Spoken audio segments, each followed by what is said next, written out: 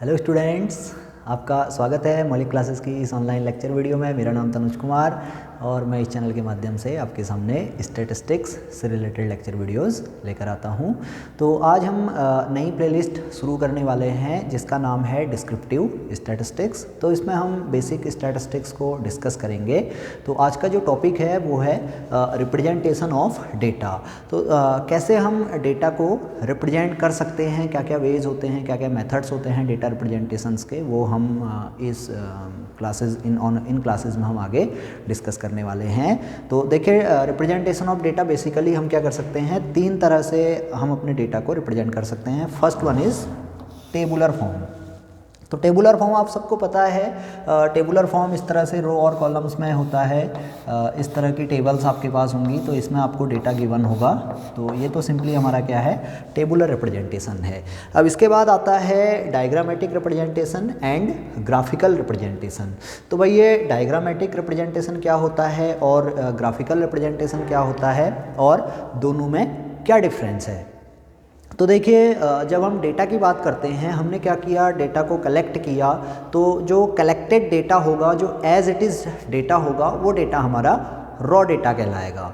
अब जैसे हमने कहा भाई किसी क्लास की स्टूडेंट्स के मार्क्स में पता करने हैं, तो आप डेटा कलेक्शन के लिए जाएंगे तो जो डेटा निकल के आएगा उस केस में वो आपका रॉ डेटा होगा। जैसे आपने सपोज़ 100 स्टूडेंट्स के मार्क्स कलेक्ट किए, तो फर्स्ट स्टूडेंट का नेम, उसके मार्क्स, सेकंड स्टूडेंट का नेम, उसके मार्क्स, तो ऐसे ही आपके पास क्या होगा, 100 स्टूडेंट्स का डेटा होगा। तो ये जो लेंथी फॉर्म है, जो लेंथी कलेक्शन है, ये एज इट इज़ हमने रखा है। तो ये हमारा क्या है, रॉ डेटा है। कभी कभी हम इसे क्या कहते हैं, इंडिविजुअल सीरीज भी कहते हैं। तो या तो हमारे पास क्या होगा, रॉ डेटा होगा, या फिर हम क्या कर सकते हैं, इस डेटा को डिफरेंट ग्रुप्स में ऑर्गेनाइज कर सकते हैं। ग्रुपिंग जिसे हम कहते हैं, ग्रुपिंग ऑफ रॉ डेटा और क्लासिफिकेशन ऑफ रॉ डेटा।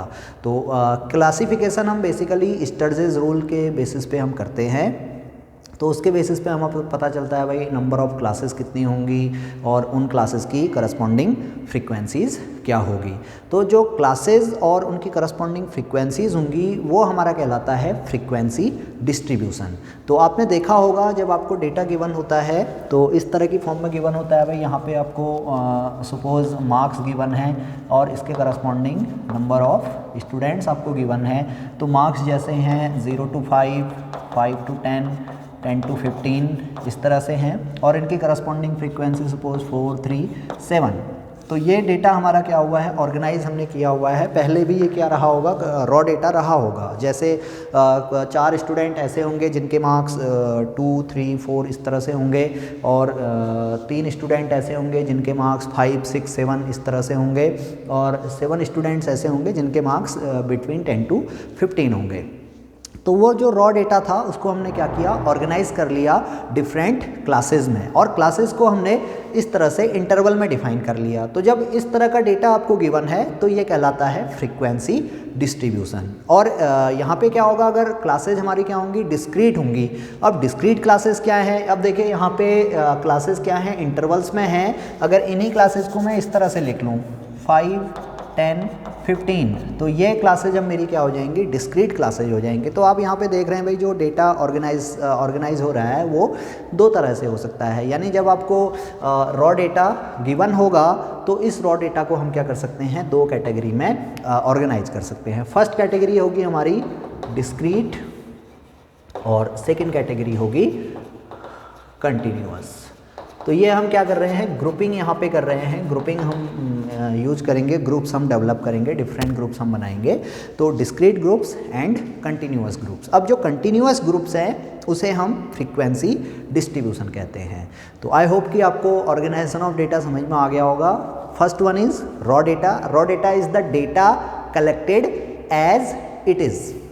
हमने क्या किया, डेटा कलेक्ट किया, उसको वैसे ही रख दिया, तो वो डेटा हमारा रॉ डेटा है। अब हमने क्या किया, उस रॉ डेटा पे कुछ रूल्स अप्लाई किए, तो उनकी हमने ग्रुपिंग कर ली।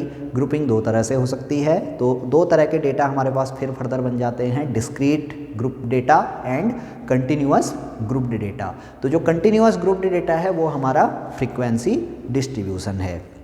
तो इसी के बेसिस पे हम क्या करते हैं, अपने रिप्रेजेंटेशन को दो कैटेगरी में डिवाइड कर लेते हैं। First one is diagrammatic representation, दूसरा ग्राफिकल रिप्रेजेंटेशन। तो डायग्रामेटिक रिप्रेजेंटेशन कब यूज होगा, जब डेटा हमारा क्या होगा, रॉ डेटा होगा, या अगर ग्रुप्स में डेटा है तो डिस्क्रीट ग्रुप्स होंगे, डिस्क्रीट ग्रुप्स होंगे। तो डायग्राम्स कब यूज होने हैं, जब हमारा रॉ डेटा होगा या डिस्क्रीट ग्रुप्स होंगे, तो उस केस में हम डायग्रामेटिक रिप्रेजेंटेशन को यूज करेंगे।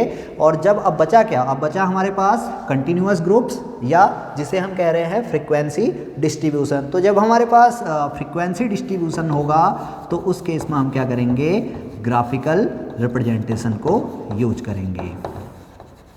तो आई होप कि आपको ये क्लियर हो गया होगा।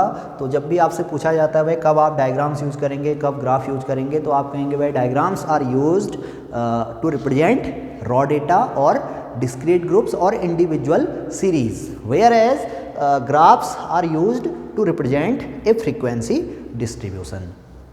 तो ये तो हो गया difference between diagrammatic representation and graphical representation. तो अब हम बात करते हैं इनकी कैटेगरीज की। तो डायग्रामेटिक रिप्रेजेंटेशन बेसिकली हम क्या करते हैं, तीन कैटेगरी में इसे हम डिवाइड कर सकते हैं। पहला है वन डायमेंशनल, दूसरा है टू डायमेंशनल, तीसरा है सर्कुलर। जनरली जो यूज होते हैं, जो कॉमन डायग्राम्स यूज होते हैं वो हमारे क्या होते हैं, या तो वन डायमेंशनल डायग्राम्स होंगे, या टू डायमेंशनल डायग्राम्स होंगे, या फिर सर्कुलर डायग्राम्स होंगे। अब वन डायमेंशनल डायग्राम में दो तरह की कैटेगरी हमारे पास होती है, line diagram and bar diagram. तो लाइन डायग्राम क्या होता है ये हम डिस्कस करेंगे इस क्लास में। बार डायग्राम क्या होता है इसे हम डिस्कस करेंगे। तो बार डायग्राम भी देखें मैंने यहाँ पे क्या किया हुआ है, तीन कैटेगरी में बार डायग्राम को डिवाइड किया हुआ है, सिंपल बार डायग्राम, सब divided bar diagram and multiple bar diagram. वहीं जब हम टू डायमेंशनल डायग्राम्स की बात करेंगे तो टू डायमेंशनल डायग्राम में हमारा रेक्टेंगुलर डायग्राम यूज होगा, और सर्कुलर डायग्राम में हम पाई डायग्राम की बात करेंगे। तो ये हमारा पूरा डायग्रामेटिक रिप्रेजेंटेशन में कवर होगा। तो डायग्रामेटिक रिप्रेजेंटेशन में line diagram, bar diagram, rectangular diagram and pi diagram को हम डिस्कस करेंगे। वहीं जब ग्राफिकल रिप्रेजेंटेशन की बात होगी तो ग्राफिकल रिप्रेजेंटेशन में सबसे पहला ग्राफ जो होगा वो हिस्टोग्राम होगा, उसके बाद फ्रीक्वेंसी पॉलीगन, उसके बाद फ्रीक्वेंसी कर्व एंड लास्ट में ओगाइव्स। ओगाइव्स को हम क्यूमुलेटिव फ्रीक्वेंसी कर्व भी कहते हैं। ओगाइव्स को क्या कहा जाता है, क्यूमुलेटिव फ्रीक्वेंसी कर्व भी कहा जाता है।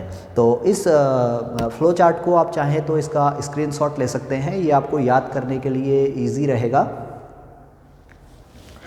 तो अब हम डिस्कस करते हैं वन डायमेंशनल डायग्राम्स। तो वन डायमेंशनल डायग्राम्स में जैसे पहला डायग्राम मैंने वहाँ पे जो फ्लो चार्ट था उसमें नोट किया था, लाइन डायग्राम। तो अब देखिए वन डायमेंशनल डायग्राम की बात हो रही है तो इसे हम वन डायमेंशनल क्यों कह रहे हैं, इन डायग्राम्स को वन डायमेंशनल क्यों कहा जा रहा है, पहले इसको समझ लेते हैं। वन डायमेंशनल डायग्राम्स में हम क्या करेंगे, सिर्फ वन डायमेंशन को ही यूज करेंगे। अब देखिए जब आप डायमेंशंस की बात करते हैं तो हमारे पास दो डायमेंशन होती हैं, एक हमारी एक्स डायमेंशन है और दूसरी हमारी वाई डायमेंशन है। ये हमारा ओरिजिन होगा। तो हम क्या करेंगे, या तो सिर्फ इस एक्स डायमेंशन को यूज किया जाएगा या इस वाई डायमेंशन को यूज किया जाएगा। यानी जो स्केल हमारा डिफाइन होगा वो स्केल या तो हम वाई एक्सिस के अलॉन्ग उसे डेवलप करेंगे या एक्स एक्सिस के अलॉन्ग उस स्केल को डेवलप किया जाएगा। अब जैसे सपोज मैं यहाँ पे लिखता हूँ भाई अलॉन्ग वाई एक्सिस, तो along Y axis 1 centimetre equal to, ये मैंने क्या किया, वाई एक्सिस के डायमेंशन में मैंने अपना स्केल डिफाइन कर दिया है, एक्स एक्सिस को मैंने कहीं मेंशन नहीं किया। तो ये डायग्राम मेरा क्या बनेगा, अब वन डायमेंशनल डायग्राम बनेगा। अब लाइंस क्या होती हैं, तो लाइंस यहाँ पे रिप्रेजेंट करेंगी किसी भी फैक्टर के मैग्नीट्यूड को। कोई भी फैक्टर हमें गिवन है, जैसे सेल्स ऑफ कंप्यूटर्स हमें गिवन है या expenditure of a family given है, तो इस तरह के केसेस में एक्सपेंडिचर या सेल्स ये हमारा फैक्टर हो गया जिसको हम रिप्रेजेंट करने जा रहे हैं, और उसका मैग्नीट्यूड उसकी क्वांटिटी होगी भाई कितनी सेल्स हुई या कितना एक्सपेंडिचर हुआ। तो इस केस में जो लाइंस हमारी रिप्रेजेंट होंगी, जो लाइन हमारी रिप्रेजेंट करेंगी वो लाइन किसे रिप्रेजेंट करेंगी, magnitude of any given factor. तो यहाँ पे हमने क्या करना है, लाइंस डेवलप करनी है। और लाइंस हमारी क्या हैं, सीधा सीधा हम इसे ऐसा भी कह सकते हैं भाई, lines are proportional to magnitude of any given factor. तो अब सपोज मुझे क्या गिवन है, सेल्स ऑफ कंप्यूटर्स मुझे गिवन है, और मैंने यहाँ पे स्केल डिफाइन कर लिया along Y axis 1 centimetre equal to 1000 units. तो सपोज जो सेल्स ऑफ कंप्यूटर है यहाँ पे उसका मैग्नीट्यूड क्या है, 1000 यूनिट्स में आपको गिवन है, और मैंने देखिए स्केल यहाँ पे डेवलप किया है along Y axis 1 centimetre equal to 1 unit. इस तरह से हमने स्केल अपना डिफाइन किया हुआ है। तो यहाँ पे अब क्या होगा, ये सेल्स हमारी ईयर वाइज गिवन होगी। तो यहाँ हम क्या कर सकते हैं, एक्स एक्सिस में ईयर को आर्बिट्रेरली सेलेक्ट कर सकते हैं। यहाँ पे स्केल की रिक्वायरमेंट नहीं है। अब जैसे यहाँ पे मैं दिखा लेता हूँ भाई, 2015 ईयर मैंने डेवलप कर लिया, यहाँ पे 2016 को शो कर लिया, इसी तरह से 17, इसी तरह से 18। तो सपोज 4 ईयर का सेल्स कंप्यूटर्स का मुझे गिवन है। तो अब सपोज क्या हुआ कि वो जो 2015 ईयर है इसमें 2000 यूनिट हमारी सेल हुई हैं। तो मैं क्या करूँगा, एक लाइन डेवलप करूँगा। वो लाइन क्या होगा, proportional to magnitude of any given factor. अब फैक्टर हमारा क्या है, सेल्स है, इसका मैग्नीट्यूड कितना है, 2000 है, और 2015 में इसका मैग्नीट्यूड क्या है, 2000 यूनिट्स है। इसी तरह से 2016 में क्या हो सकता है, सपोज 3000 यूनिट सेल हुई, देन 4000 यूनिट सेल हुई, देन अगेन 2000 यूनिट सेल हुई। तो इस तरह से ये हमारा क्या बन गया, लाइन डायग्राम बन गया। तो ये सिंपल, सबसे सिंपल डायग्राम है, सिंपल सा डायग्राम हमने बनाया हुआ है। तो ये डायग्राम हमारा क्या कहलाएगा, लाइन डायग्राम कहलाएगा। अब इसके ड्रॉबैक्स क्या हैं, जब इसकी कुछ लिमिटेशंस होंगी, कुछ ड्रॉबैक्स होंगी, तभी तो हम अगले डायग्राम पे बढ़ पाएंगे ना। तो लाइन डायग्राम की बेसिक जो ड्रॉबैक हम कह सकते हैं वो है भाई, ये क्या है, लेस अट्रैक्टिव है, इतना अट्रैक्टिव नहीं है, और इससे थोड़ा सा डेटा हमारा क्लियर रिप्रेजेंट नहीं हो पा रहा है। और दूसरा जो लिमिटेशन है, इंपॉर्टेंट लिमिटेशन, वो ये है कि जब यहाँ पे फैक्टर की बात हो रही है तो हो सकता है भाई फैक्टर्स के सब फैक्टर्स भी हमें गिवन हो। अब सब फैक्टर्स क्या होंगे, हम सेल्स की बात कर रहे हैं। अब सेल्स किसकी हो रही है, कंप्यूटर्स की हो रही है। अब मैं कह देता हूँ भाई, कंप्यूटर के डिफरेंट ब्रांड्स की सेल्स को भी आप रिप्रेजेंट करिए। जैसे HP की कितनी सेल हुई, अगर टोटल सेल 2000 यूनिट हुई है तो 2000 यूनिट में से HP ब्रांड की कितनी सेल हुई, डेल ब्रांड की कितनी सेल हुई, सोनी ब्रांड की कितनी सेल हुई, लिनोवो ब्रांड की कितनी सेल हुई। तो उस केस में क्या होगा, लाइन डायग्राम उस डेटा को रिप्रेजेंट नहीं कर पाएगा। तो जब हमारे पास क्या होगा, फैक्टर्स के फर्दर सब फैक्टर्स होंगे, तो उस केस में हम क्या करेंगे, लाइन डायग्राम को यूज़ नहीं करेंगे। उस केस में हम क्या कर सकते हैं, बार डायग्राम को यूज कर सकते हैं। अब बार डायग्राम क्या होता है, बार डायग्राम में देखिए सिंपल बार डायग्राम की बात हो रही है।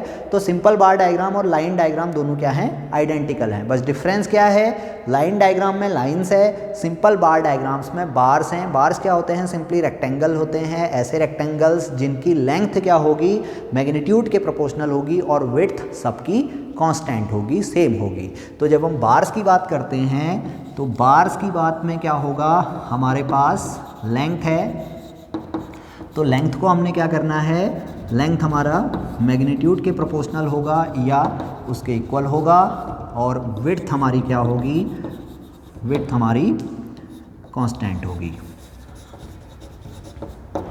तो जो बार बनेंगे, अब बार बेसिकली इस तरह से बनेगा, ये इसकी लेंथ और ये विड्थ। तो अब क्या कर सकते हैं, इस केस में इन लाइंस को बार से रिप्लेस कर सकते हैं इस तरह से।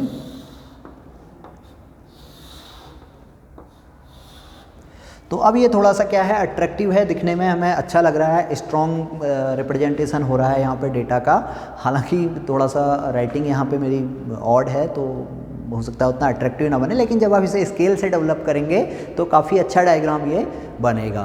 तो ये तो हो गया सिंपल डायग्राम, सिंपल बार डायग्राम। अब सिंपल बार डायग्राम और लाइन डायग्राम आप देख रहे हैं, दोनों क्या है, आइडेंटिकल हैं। और हमने क्या किया था, लाइन डायग्राम में लाइन को मैग्नीट्यूड के प्रोपोर्शनल किया था, और यहाँ पे बार्स में हम क्या करेंगे, लेंथ को मैग्नीट्यूड के प्रोपोर्शनल करेंगे, और विड्थ, हर बार की विड्थ क्या होगी, कांस्टेंट होगी। तो ये बार डायग्राम हमारा क्या होगा, सिंपल बार डायग्राम होगा। अब बात करते हैं फिर से क्या होगा सिंपल बार डायग्राम की ड्रॉबैक यही है भाई, जब हमारे पास सेल्स के सब फैक्टर होंगे तो फिर हम इसको यूज़ नहीं कर सकते हैं। तो फर्दर क्या करना होगा, हमें जो सब फैक्टर्स होंगे उसके अकॉर्डिंग हमें फिर बार्स डेवलप करने होंगे। तो वो हम दो तरह से कर सकते हैं। एक, या तो हम क्या कर दें, जो बार हमें गिवन है इसको फर्दर डिवाइड कर दें, या हम जो सब फैक्टर है उसके लिए दूसरे बार्स डेवलप कर लें। तो जब हम सिंपल सिंगल बार को फर्दर डिवाइड करेंगे तो जो डायग्राम बनेगा वो हमारा सब डिवाइडेड बार डायग्राम बनेगा। जब हम हर सब फैक्टर के लिए अलग अलग बार डेवलप कर लेंगे तो वो डायग्राम हमारा मल्टीपल बार डायग्राम बनेगा। तो इसे एक एग्जांपल से हम समझ लेते हैं।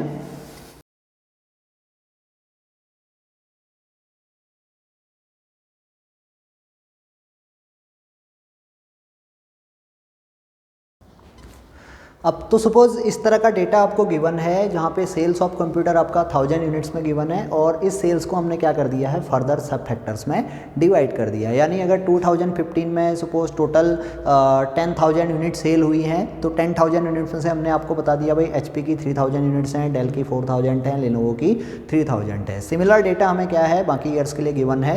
तो इस डेटा को हमने क्या करना है, सिंपल बार डायग्राम से रिप्रेजेंट करना है। तो आप देखोगे यहाँ पे जब हम सिंपल बार डायग्राम बनाएंगे तो वो हमारा क्या करेगा, डेटा को रिप्रेजेंट नहीं कर पाएगा। तो जैसा मैंने बताया इस केस में हम क्या करेंगे, बार सिंपल बार जो हमने बनाया है उस सिंपल बार को सब फैक्टर्स के मैग्नीट्यूड के अकॉर्डिंग या तो फर्दर सब डिवाइड करेंगे या डिफरेंट बार्स हम डेवलप करेंगे। तो जब सब डिवाइड करेंगे तो सब डिवाइडेड बार डायग्राम बनेगा, जब डिफरेंट बार्स डेवलप करेंगे तो मल्टीपल बार डायग्राम बनेगा। तो पहले हम देखें सब डिवाइडेड बार डायग्राम यहाँ पे डेवलप कर लेते हैं।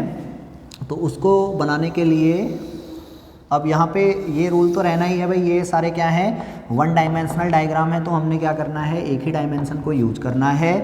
तो सपोज अब मैंने स्केल यहाँ पे डिफाइन कर लिया, 1 सेंटीमीटर इक्वल टू 4000 यूनिट, ये मैंने डिफाइन कर लिया इस तरह से। और यहाँ मैंने क्या ले लिया, ईयर ले लिया। तो ये हमारा क्या करेगा, सेल्स को रिप्रेजेंट करेगा। तो सेल्स, अब स्केल यहाँ पे क्लियर है भाई, स्केल क्या है, along Y axis 1 centimetre equal to 4000 units. अब देखिए जो पहला ईयर है, पहला ईयर हमारे पास है 2015, देन 2016, 2017, 18 एंड 19।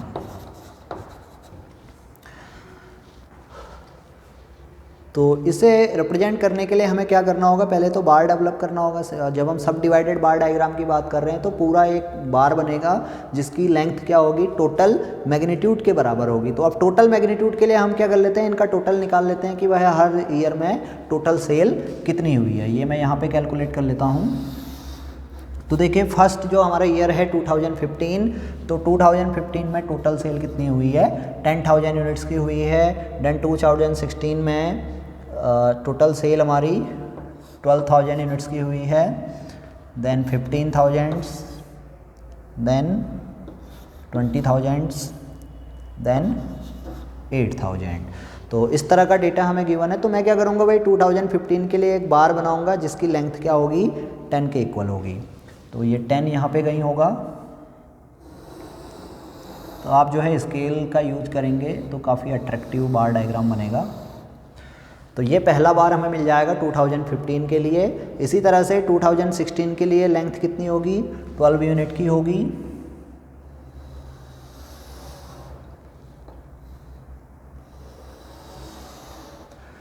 तो इस तरह से देन 2016 के लिए 15,000 हमारा है, तो ये इसकी लेंथ 15 के इक्वल होगी। देन 2018 के लिए 20 के इक्वल हो जाएगी लेंथ।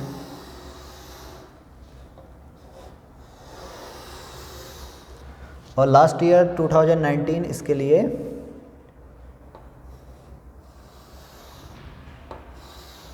इस तरह से। तो ये तो हमारा सिंपल बार बना जिसमें हम क्या कर रहे हैं, ईयर की टोटल सेल्स को रिप्रेजेंट कर रहे हैं।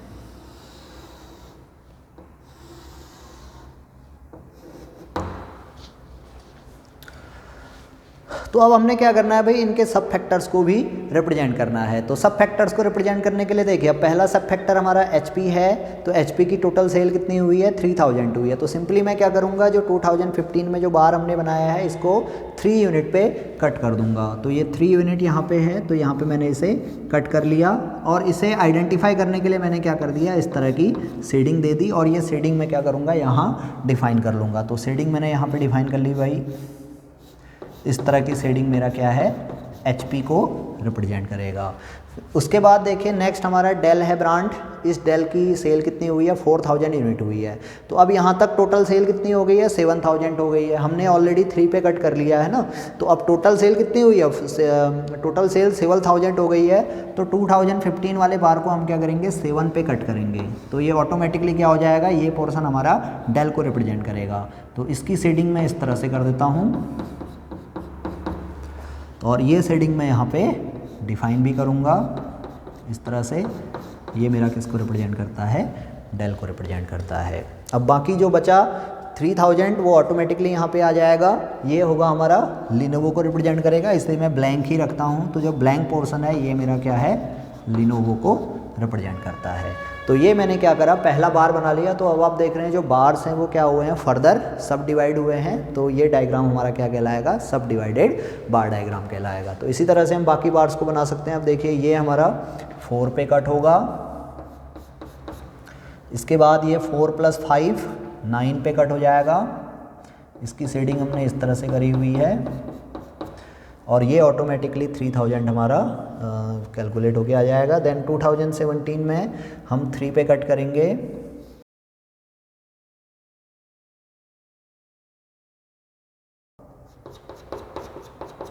तो इस तरह से हम क्या कर सकते हैं, अपने सब डिवाइडेड बार डायग्राम को डेवलप कर सकते हैं। तो आई होप कि आपको ये समझ में आया होगा कैसे हम सब डिवाइडेड बार डायग्राम को यहाँ पे बनाएंगे। अब आप ध्यान रखोगे जो सीक्वेंस आपने फर्स्ट बार में अप्लाई किया है वही सीक्वेंस आपको क्या करना होगा, हर बार में अप्लाई करना होगा। सीक्वेंस मीन जैसे मैंने पहला जो कट लगाया वो HP के लिए लगाया है, तो यहाँ भी मुझे क्या करना होगा, पहला कट HP के लिए अप्लाई करना होगा। दूसरा कट मैंने डेल के लिए अप्लाई किया है, तो दूसरा भी मुझे क्या करना होगा, आगे उसी सीक्वेंस को कंटिन्यू करना होगा।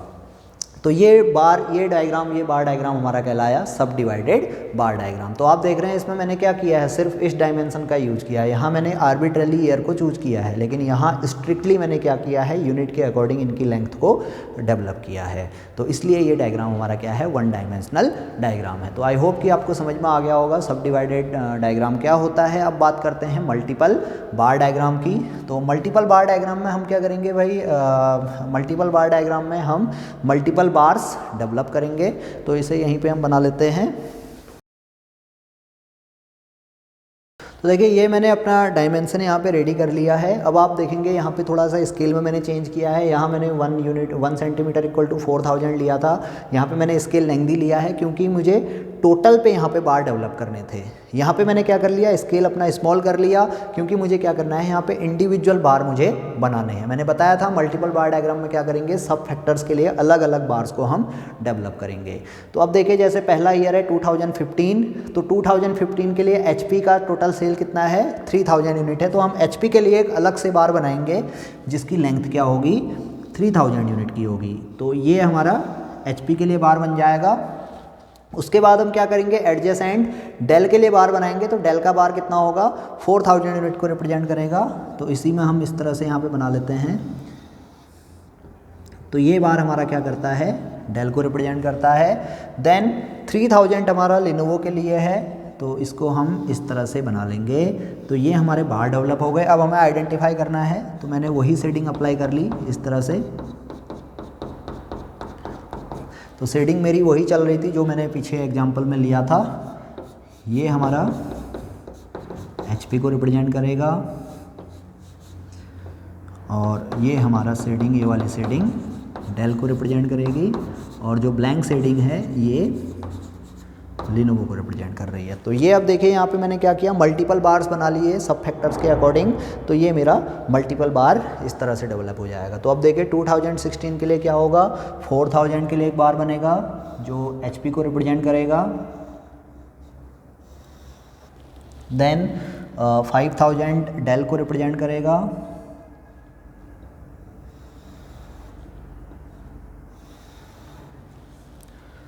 देन 3000 लिनोवो को रिप्रेजेंट करेगा।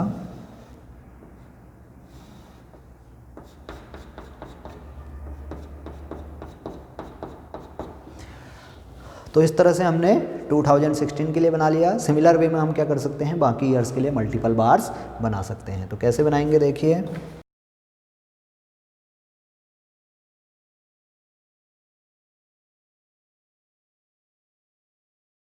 तो इस तरह से हमने क्या कर लिया, अपने मल्टीपल बार डायग्राम को डेवलप कर लिया। तो ये हमारा मल्टीपल बार डायग्राम, ये हमारा सब डिवाइडेड बार डायग्राम। तो ये था हमारा वन डायमेंशनल डायग्राम्स, जिसमें हमने लाइन डायग्राम और बार डायग्राम को डिस्कस किया।